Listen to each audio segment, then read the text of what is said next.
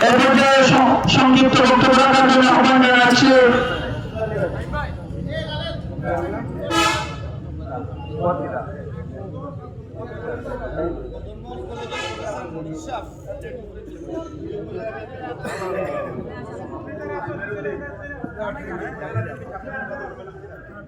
আসন গ্রহণ করার জন্য আহ্বান জানাচ্ছি